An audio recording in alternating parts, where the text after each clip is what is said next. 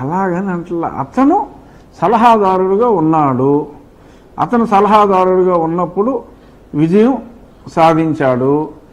So కాబట్టి అతను రోలు లేదు అనుకుంటే మీరైనా ప్రజలైనా అంత ఆడిపోసుకోవాల్సిన పని ఉందండి ప్రశాంత్ కిషోర్ని. మీరు అతను పక్కన ఆడిపోసుకుంటారు, మళ్ళీ ప్రశాంత్ కిషోర్ లేకపోతే జగన్మోహన్ రెడ్డి గెలవలేడా అంటారు.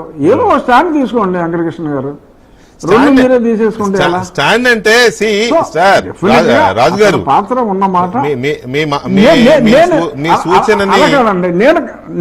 నేను నా పర్సనల్ మీ సూచనని నేను రిసీవ్ చేసుకుంటూనే ఆనర్ చేస్తూనే గౌరవిస్తూనే నేనేమంటానంటే ప్రశాంత్ కిషోర్ అనే స్ట్రాటజిస్ట్ మీద ఈ దేశంలో ఒక అభిప్రాయం ఉంది. ఇతను యాంటీ డెమోక్రటిక్ వేలో వెళ్తాడు, గ్రూప్స్ మధ్య, సెక్షన్స్ ఆఫ్ పీపుల్స్ మధ్య, లేకపోతే కులాల మధ్య, మతాల మధ్య చిచ్చు రేపుతాడు, ఇలాంటి ఒక బలమైన ఒపీనియన్ ఉంది. హామీలు అవి మేనిఫెస్టో చేసిస్తాడు, వాళ్ళు వచ్చినాక అధికారంలోకి వచ్చినాక అమలు చేయకపోతే ఇతను బాధ్యుడు కాదు, ప్రజలకు ఇతను జవాబుదారి కాదు కదా. అతను కేవలం తన క్లయింట్కి మాత్రమే పనిచేస్తాడు. కాకపోతే సొసైటీలో ఇటువంటి చేస్తున్నాడనే ఒపీనియన్ ఉంది కదా, అది చంద్రబాబు నాయుడు గారు లాంటి, పవన్ కళ్యాణ్ గారు లాంటి డెమోక్రాట్స్ ఎలా తీసుకుంటారు అనేది నాకు అర్థం కాల.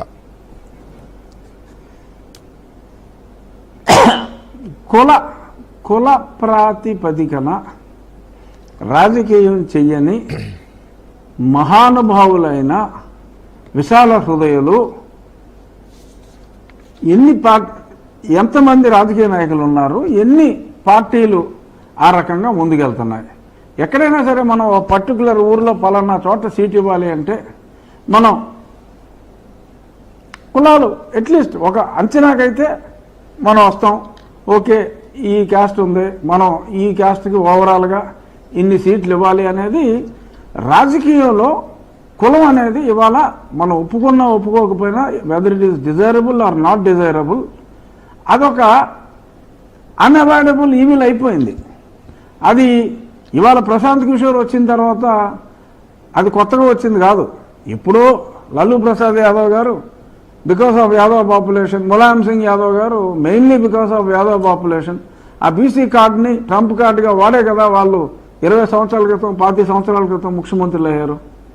సో రాజకీయాలు కులం అన్నదాన్ని విడదీయరాని బంధం ఎప్పటి నుంచో ఉన్నా ఎస్ అతను కొంచెం ఎక్కువగా ఎక్స్ప్లాయిట్ చేసిన మాట వాస్తవం. బట్ నేను నా పర్సనల్ ఎక్స్పీరియన్స్లో ఒక విషయం నేను ప్రశాంత్ కిషోర్ గురించి చెప్పాలనుకున్నదండి.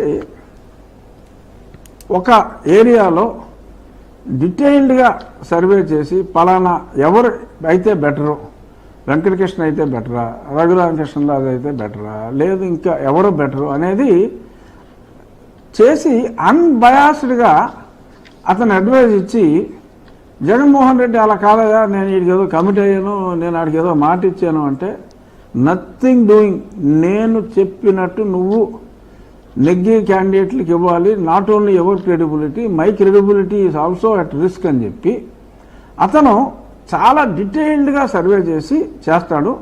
ఇంకొకటి ఏంటంటే వాళ్ళ టీము కొంచెం ఎక్కువ మంది టీంతో పనిచేయించాడు. అప్పుడు వాళ్ళు చేసింది ఏంటంటే పలానా ఊర్లో పలానా ఆయన ఒక పెద్ద మనిషి ఉన్నాడు, ఆ పెద్ద మనిషి చెప్తే కనీసం ఆయన ఒక 200 ఓట్లు ప్రభావితం చేయగలడు అంటే అతను ఏం చేసేవాడంటే ఆ పార్టీలో ఉన్న ఇతర నాయకుల్ని, లేదు ఆ వారి కులానికి సంబంధించిన లేదంటే వారి మతానికి సంబంధించిన పెద్దల్ని వాళ్ళ ఇంటికి పంపటం, వాళ్ళ ఇంటికి పంపి వాళ్ళని రిక్వెస్ట్ చేసి సార్ మీ గురించి మేము చాలా విన్నాం, మీరు మాకు సపోర్ట్ చేయాలి అని అంటాం.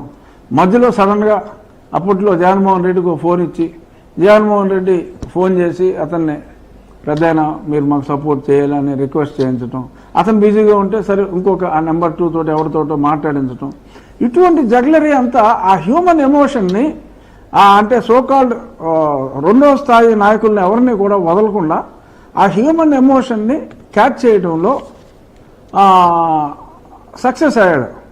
ఆ తర్వాత సరే ఇతను పట్టించుకుంటూ మానేశాడు. ఇప్పుడు ముద్దులు పెట్టుకుంటూ తిరిగి మరి అసలు ఎవరిని కలవటం మానేశాడు కదా, అదేం ప్రశాంత్ కిషోర్ చెప్పడు కదా. ఇతని నడవడిక సబ్సిక్వెంట్గా చూసిన తర్వాత ఇతను ఓడిపోతాడు అనేది అతనికి కన్ఫర్మ్ అయింది. కానీ అతను స్ట్రాటజీ ఏ రకంగా థింక్ చేస్తాడో అనేది ప్రశాంత్ కిషోర్కి డెఫినెట్గా కొంత బెటర్ అవగాహన ఉంటుంది కాబట్టి, అతని పాత టీమే అక్కడ ఇంకా పనిచేస్తున్నారు కాబట్టి ఇతనికంటూ కొన్ని అంచనాలు ఉంటాయి. ఆ అంచనాల్ని, అతనికున్న నాలెడ్జ్ని మనం వాడుకోవాలని అని చూడటంలో తప్పు ఏమాత్రం లేదు.